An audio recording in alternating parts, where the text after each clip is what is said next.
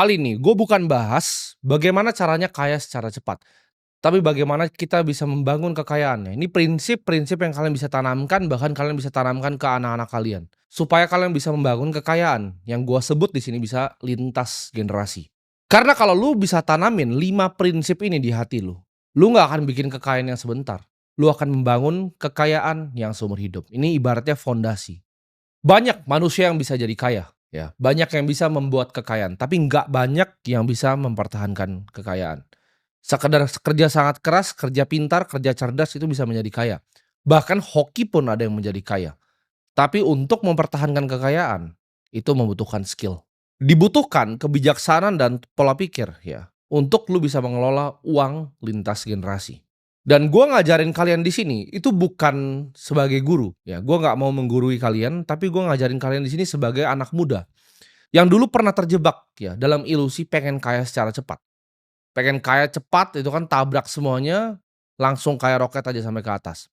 Gue juga dulu pernah kehilangan arah, dan di sini gue akan kasih tahu prinsip yang gue pelajari selama gue hidup.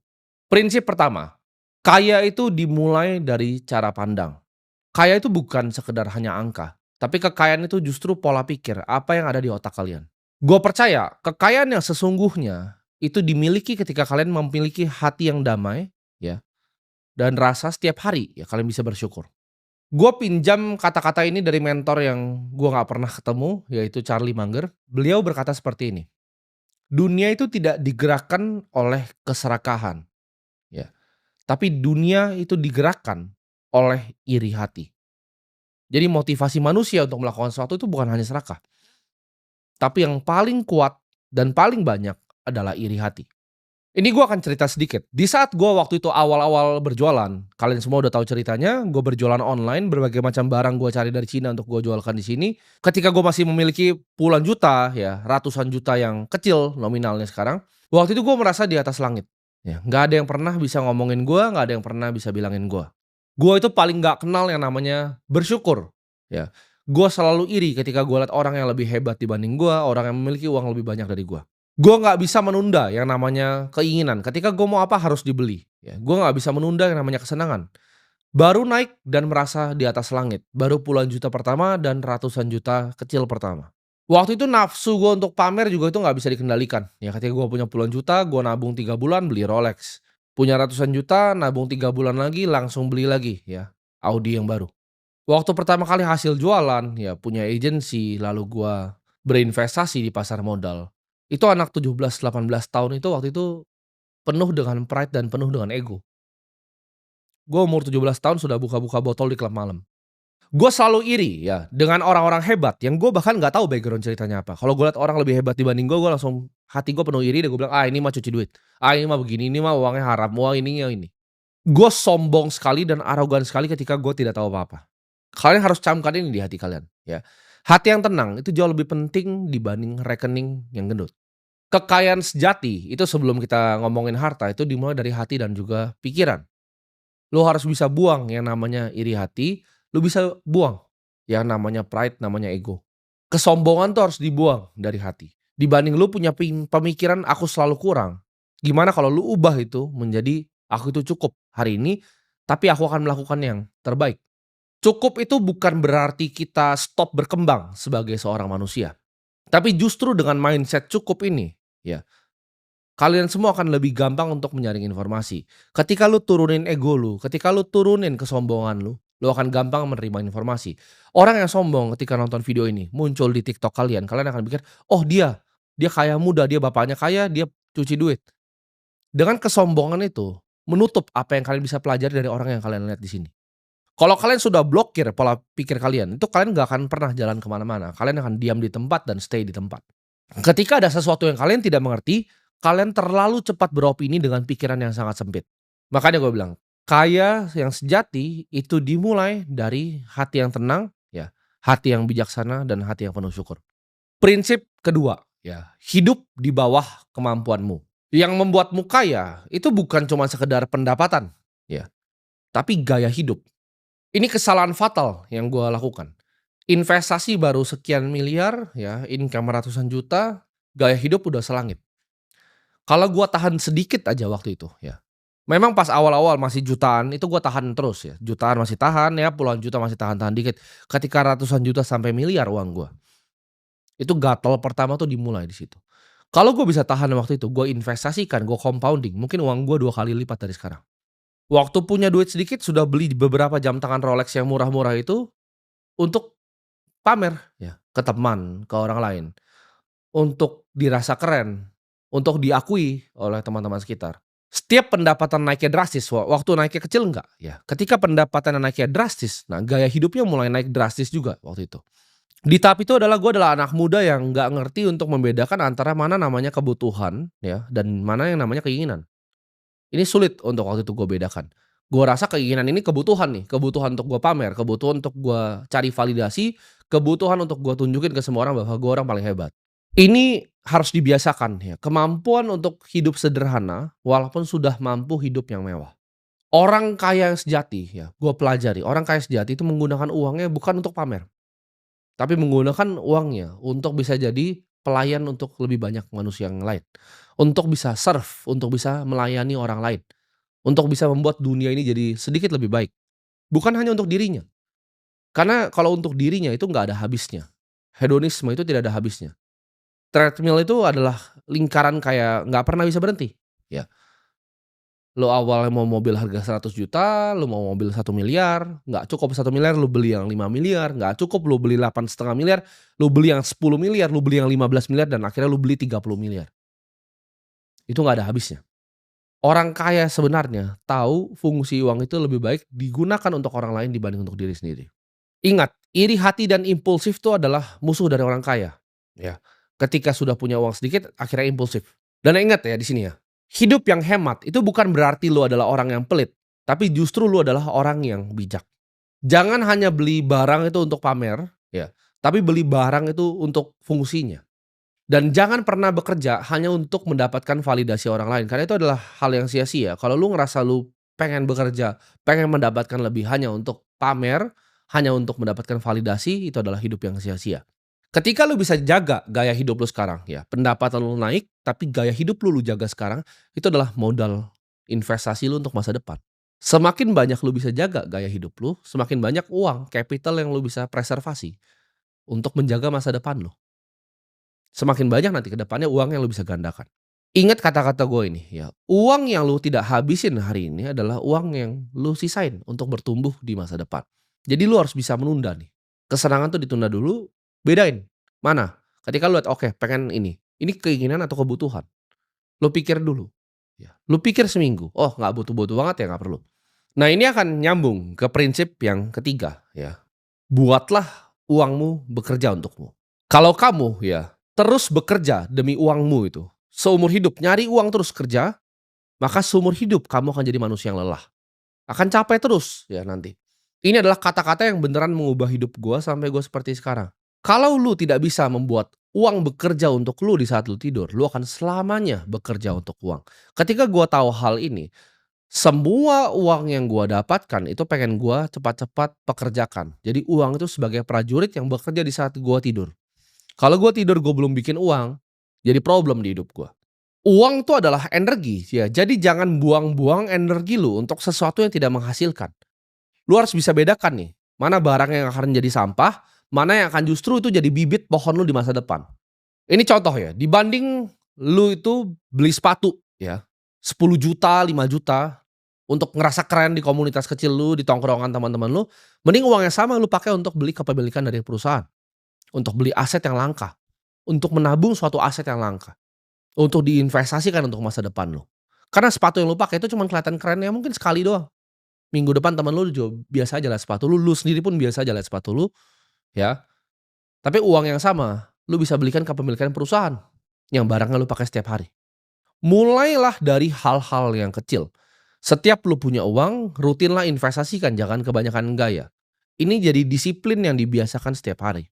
Setiap ada uang kecil disisihkan, setiap ada uang kecil disisihkan, ya. Energi itu lu harus belajar menyimpan energi dulu, menggandakan energi, baru menyalurkan energi. Nah ini prinsipnya apa? Untuk bisa ibaratnya menggandakan uang, ya bikin uang itu bekerja di saat lu tidur. Yang pertama adalah memiliki pemikiran yang jangka panjang sebenarnya. Kalau pikiran lu itu jangka pendek, lu nggak akan bisa bikin uang. Ketika lu mikir, "Oh ada hot IPO ini, ada hot IPO itu." Lu dapat berapa sih emang persenannya? Ketika book building lu masukin itu ke sekuritas lu dapat berapa? Kecil sekali kan, itu nggak mengubah hidup lu, ya.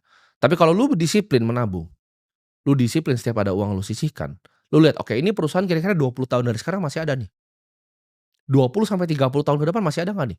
Masih bisa membagikan saya dividen atau enggak nih? Ini aset produktif perusahaan yang labanya terus meningkat nggak?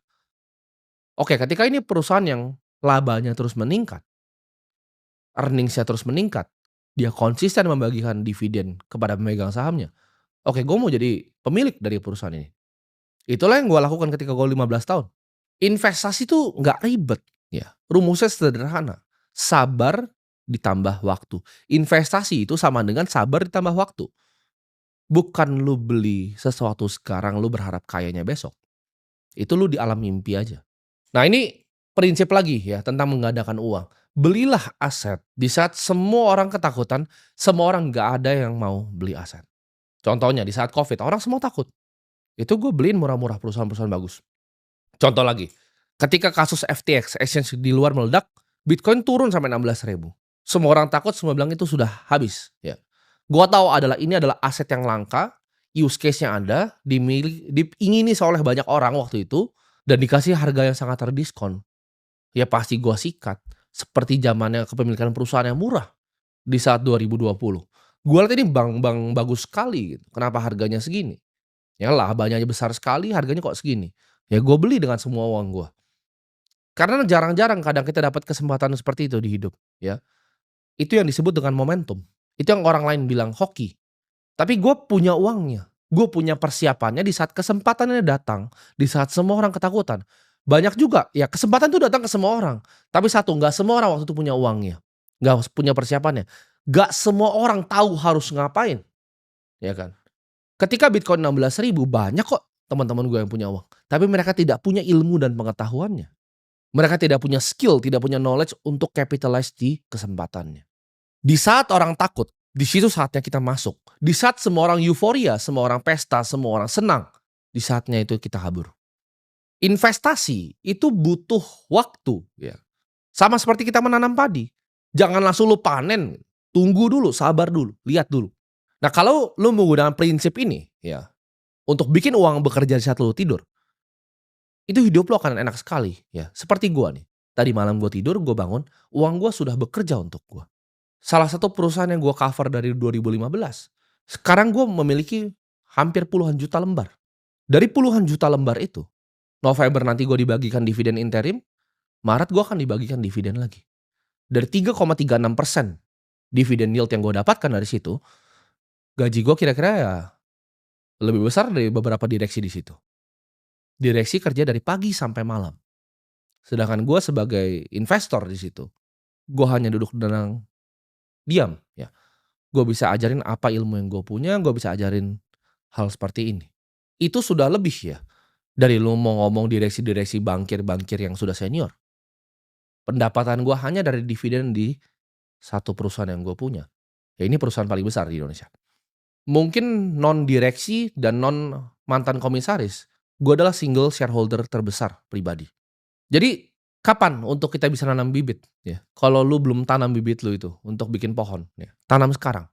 Bibitnya lu taruh di situ, lu kasih air, biarkan dia jadi pohon yang luar biasa rindang. Habis itu kayak gua, pohonnya udah luar biasa rindang. Gua tinggal ngaso di situ, gua bisa ajak keluarga gua untuk bahkan ngaso di situ. Gua bisa nikmati rindang pohonnya. Karena bibitnya udah gua tanam lama dari gua umur 15 tahun. Ya, gua panennya sekarang. Ada yang ngerasa, "Oh pengen kaya cepat dari investasi." Silahkan tinggal di planet yang lain. Karena investasi rumusnya adalah investasi sama dengan sabar ditambah waktu. Prinsip keempat, ya, kuasai dirimu. Kalau lu nggak bisa kuasain nafsu lu nggak akan pernah bisa jadi orang kaya. Dan uang itu tidak akan pernah dititipkan jatuh di tangan lo.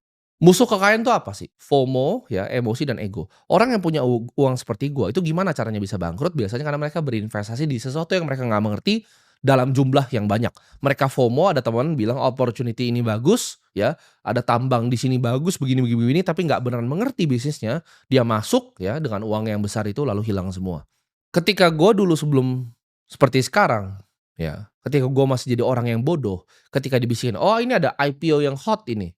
Oh gue ikutan, gitu. Gue hajar lu terus di atas. "Oh ini katanya bandar si A mau mainin yang ini nih, ini mau digoreng nih sama si B." Gue kenal personal bandar-bandarnya. Kadang gue dengerin juga, terus habis itu ketika gue beli mereka yang banting gue. Ketika gue FOMO beli sesuatu, di situ saatnya selalu gue rugi. Tapi namanya manusia yang melakukan kesalahan. Ketika gue FOMO ya, dihajar gue. Oh ini IPO paling bagus nih, pertama di Indonesia yang seperti ini. Masuk dihajar sama bandarnya sendiri. Tapi jadi pelajaran gitu, itu uang sekolah buat gue, lumayan mahal uang sekolahnya belasan miliar waktu itu. Di saat gue emosi ya, gue mau mendapatkan keuntungan berkali-kali lipat, di situ saatnya gue selalu kena kebakar. Jadi jangan gampang FOMO, kayak tadi, bahkan gue tahu gue dikerjain sama bandarnya, tapi gue nggak nyalain bandarnya, fair game kok, walaupun dia ngomong ke gue kok beli. Ya dibilang dia jualnya nanti tunggu seminggu dulu, hari kedua langsung sesi 2 dia banting. Barang gue dibanting semua, ya. Gue telepon sekuritas gue bahkan minta beli di harga atas. Itu kalian bisa lakukan tuh sebenarnya. Jadi gue minta beli di harga di atas, sesi 2 jebret dibanting semua sama dia. Fair game, ya gue nggak nyalahin kenapa, karena gue yang lakukan sendiri, gue yang pencet tombol sendiri, itu keputusan gue sendiri. Semua keputusan investasi itu ada di tangan lu, bukan tangan orang lain, ya. Jadi ketika lu bisa kuasai diri lu nggak terpengaruh, karena lu nggak bisa nyalain orang lain ketika itu sesuatu yang lu lakukan. Buang emosi, buang ego, ya. Karena kebanyakan orang di dunia itu nyalahin orang lain ketika mereka melakukan keputusan yang mereka lakukan sendiri. Disiplin itu ibarat otot ya, harus dilatih setiap hari kalau mau berkembang. Jangan ambil keputusan di saat lu masih emosi. Investasi adalah game, ya tadi gue sebut tadi, sabar dan waktu. Tapi dalam sabar dan waktu ini lu nggak akan benar terus.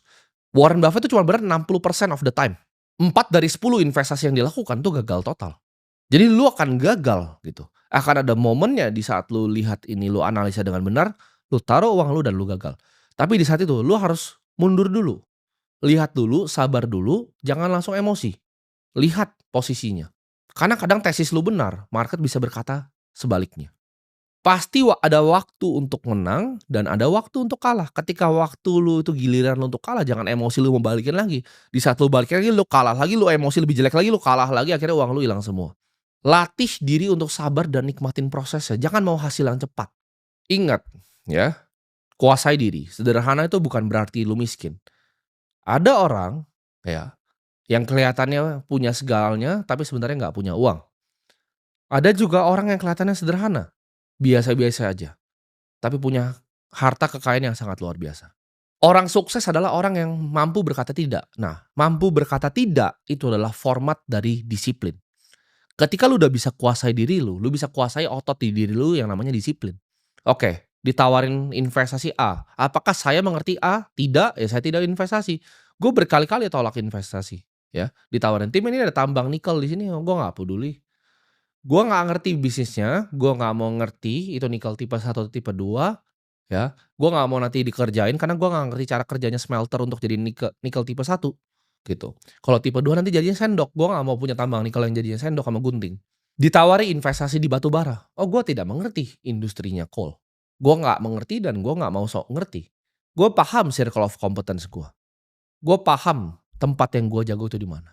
Nah itu butuh yang namanya kebijaksanaan untuk lu bisa tahu tuh antara apa yang lu bisa kerjain dan apa yang lu nggak bisa kerjain. Ketika lu udah bisa kuasai diri lu lihat apa mana nih yang bisa dikerjain, mana yang tidak bisa dikerjain. Disiplin lu hari ini akan menentukan kekayaan lu di masa depan. Nah ini prinsip kelima yang gue pegang, ya. Kekayaan itu harus jadi berkat. Kalau kekayaan lu tuh tidak membawa kebaikan, itu akan jadi beban yang luar biasa untuk diri lu sendiri. Dan ini gue udah alamin di level gue. Kalian akan paham ketika lu sudah punya kekayaan yang sebenarnya, bahwa uang itu hanyalah alat bukan tujuan akhir. Kekayaan itu bukan hak lu ya, tapi hanya dititip ke lu. Itu bisa kapan pun diambil dari lu. Kalau lu tidak mengelola dengan bijak, ya itu bisa diambil kapan pun. Keluarga yang sebesar Vanderbilt itu bisa diambil dalam sekejap. Sejak gue nganter minyak rambut ke JNE, ya, gue setiap kali dapat kembalian dari situ, walaupun itu buat gue makan, gue liat tukang sampah di pinggir kadang gue kasih ke dia. Ini adalah kebiasaan yang sudah gue tanam dari sejak kecil. Selalu menyisihkan pendapatan untuk dibagikan ke orang lain. Kalau kamu adalah seorang pengusaha, ya jadikan bisnismu itu sumber untuk bisa bantu banyak orang, bisa mempekerjakan banyak orang, bukan hanya sarana untuk lu sendiri nyari untung. Gunakan uang yang lu punya itu untuk membangun, bukan hanya untuk menghancurkan. Uang yang bermanfaat itu akan selalu dikenang lebih lama dibanding harta yang ditumpuk.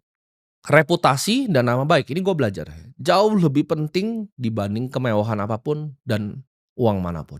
Semakin tinggi kekayaan lu, ya, harusnya semakin tinggi juga keinginan lu untuk melayani, ya. Jadi pelayan untuk masyarakat, untuk jadi kebaikan untuk manusia yang lain, untuk bisa sharing seperti ini.